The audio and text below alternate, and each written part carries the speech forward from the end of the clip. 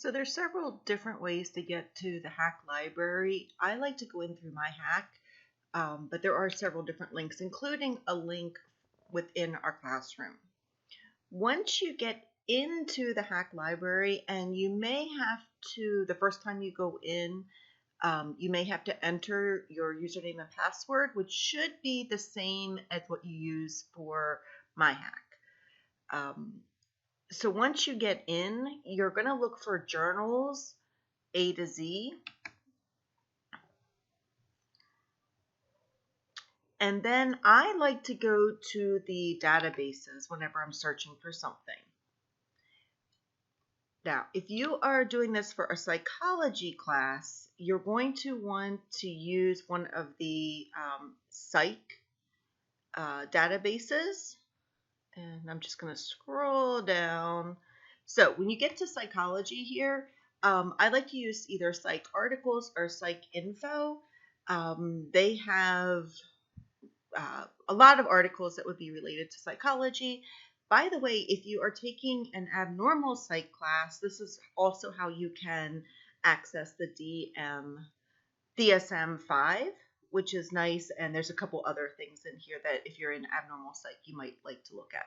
So let's just go to Psych Info. And you could have picked Psych Articles. It really doesn't matter. So now that you're here, you can search. And I am going to search by the author's name.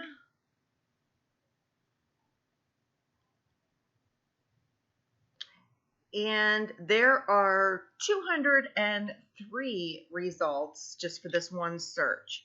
So now what you're going to want to do is, let me make sure that it is Carol Dweck, because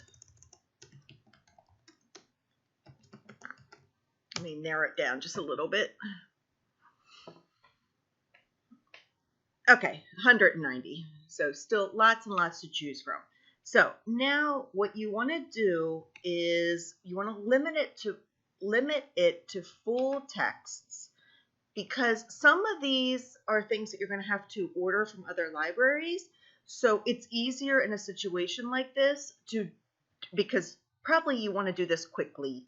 If you go for like the full text, these are articles that you can access right away, and you're going to be able to read it by, just click on the PDF full text, it's going to pull up the whole thing. Please don't choose the first one unless that's the one that you really want.